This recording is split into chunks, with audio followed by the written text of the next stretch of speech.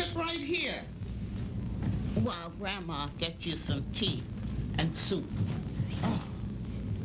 I'm not feeling so good. Ouch, ouch, it hurts. No, not at all, actually. Mommy, ouch, ouch. Oh my God, Daphne. Ouch, ouch, it hurts. Mommy, ouch, ouch. What's the matter, honey? Let Mommy feel your forehead. It hurts right here. Where, honey? Let Mommy feel it. Ouch, that hurts. I want to be with Uncle Billy. Uncle Billy's dead, honey. No, he's not. He's with Jesus, and I want to be with him. We'll all be with him when the time comes. Right now, I want you to relax for Mommy, okay? Mom, I'm calling emergency. Get an ambulance over here quickly. I'm not taking any chances. Okay. Jamal, get ready to ride to the hospital.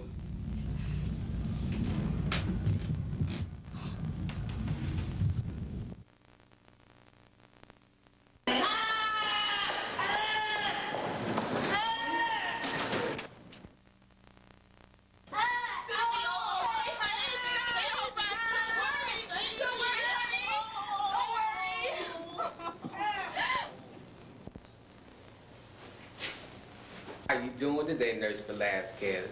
I'm all right. How about having dinner with me tonight? I already have a date. Well, then how about a rain check at my pad?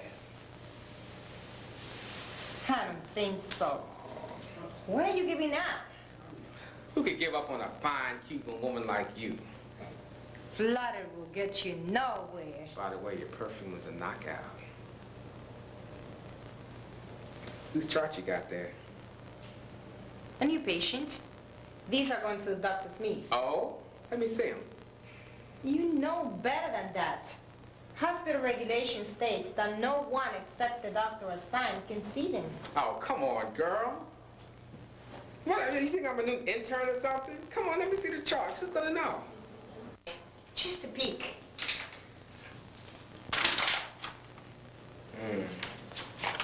Uh-huh. What's wrong? Nothing. Did you guys see the beautiful girl they just brought in? She's so adorable. Yes. She's so precious. You know, you have a bad habit of staring.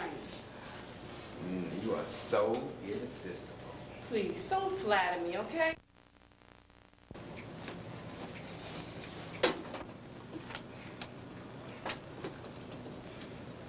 What's up with that creep doctor? You're asking the wrong person, girl. You know, you better watch it with him. He's bad news. Yeah. He's one of those doctors who'll do anything to impress. And he's certainly giving Dr. Smith a hard way to go. Me?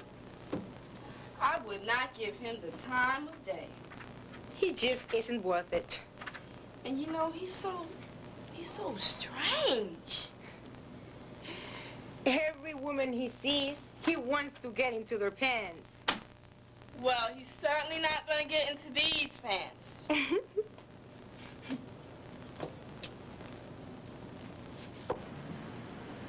These are the biopsy results. There are a few cancerous cells visible. If they continue to multiply, they'll produce Wilms tumor. Wasn't Wilms tumor a rare disease among children? Yes, it is. But we need to operate immediately. Well, what happens if we don't? Well, if treated early, it can lead to a successful outcome. If not, the cells can infiltrate other organs, causing death. Well, how should we proceed? I mean, what should we do? Well, we'll use the standard procedure for incision and treatment. I have confidence in you, Al. I'll leave the operation in your hands. Yes, but how can we be sure? Use your best judgment. Read up thoroughly on the condition. Perform the operation in the morning and give the patient 12 hours to rest.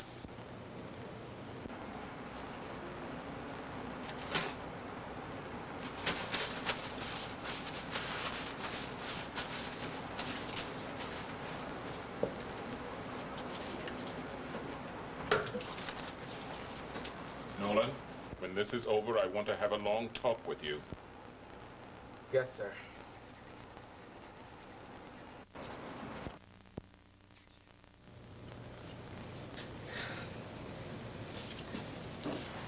You could have killed that young girl in there. Are you aware of that? I did the best I could. No, you didn't. You would have made the wrong decision. And to add insult to injury, you misled Dr. Smith. No, I didn't. You calling me a liar? I wasn't hallucinating in there. But, sir, But nothing. Look, I'm fed up with your lackadaisical attitude and unprofessional behavior. What? I'm having you reassigned. Report to the hospital administrator immediately. Why, Dr. Irvin? I don't know. I'm having you transferred to internship duties. Now, get out of here and meet me downstairs. Yes, sir.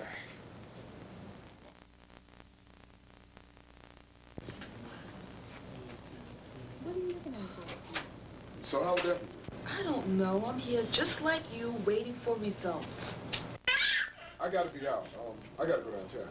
That's just like you, dissing us at a time like this. I'm not dissing you. I just have things to do. You got some nerve. Why don't you get rid of that beeper? I have a schedule to keep, and my beeper ain't going nowhere. You better keep your butt right there in case we need you. I can't stay here. I'm leaving. When you're ready to be a man, you know where you can find us, you punk.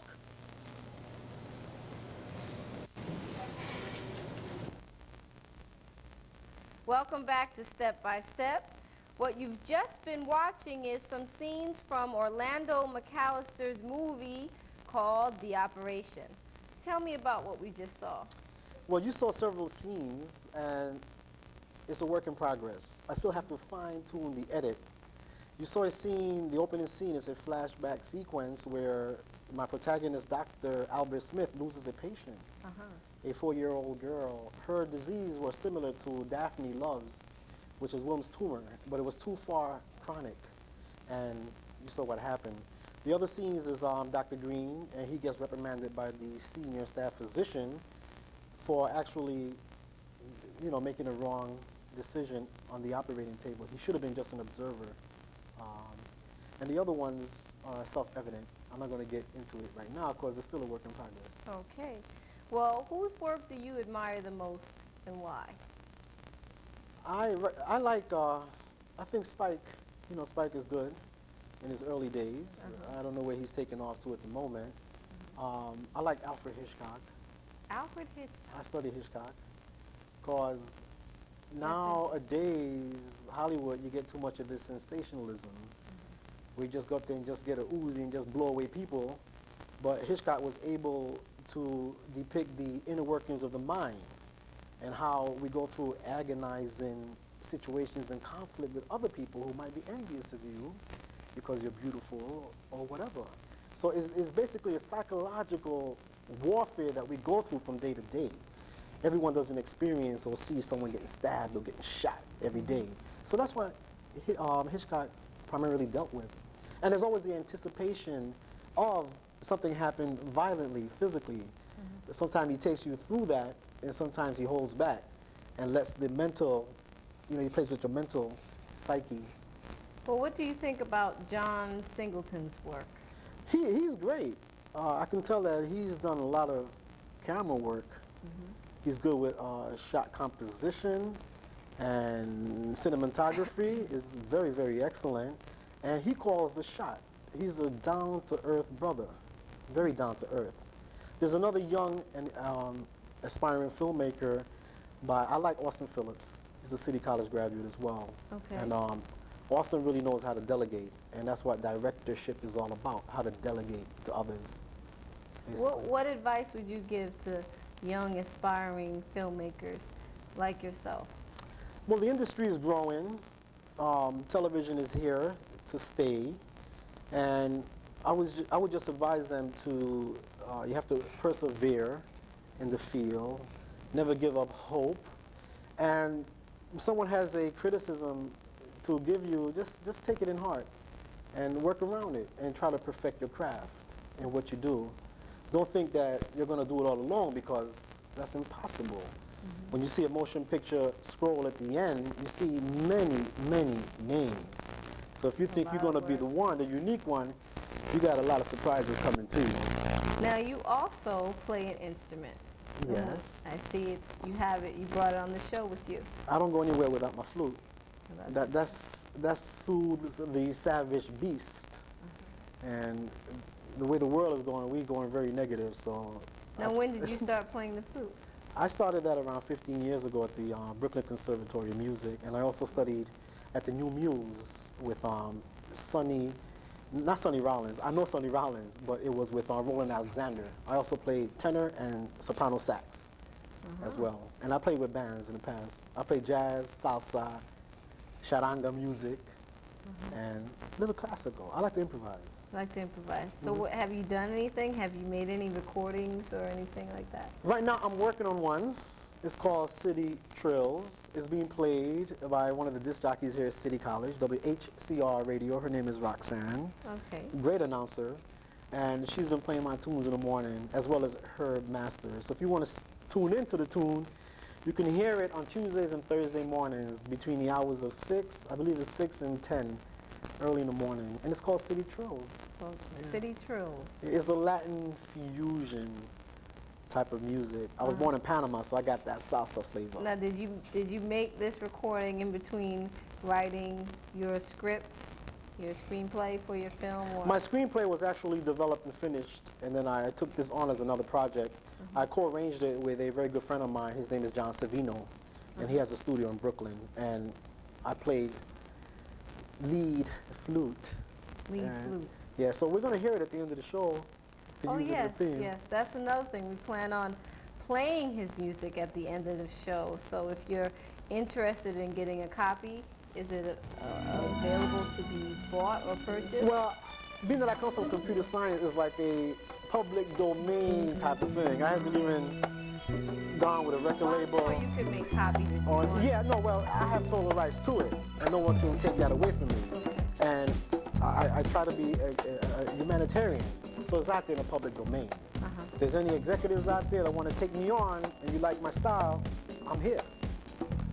Well, that's definitely good because I've heard it and it's very good. Thank you. So what's next with the operation? Well, I want to thank... Without telling all, what's next? First of all, I want to thank the staff, Dr. Leonard Lewis here in the nursing department, and Dean Donna Morgan for their help in allowing me to use the clinical lab here at City College. It's just unfortunate that they're thinking about retrenchment and closing down the nursing school. And, it's very sad.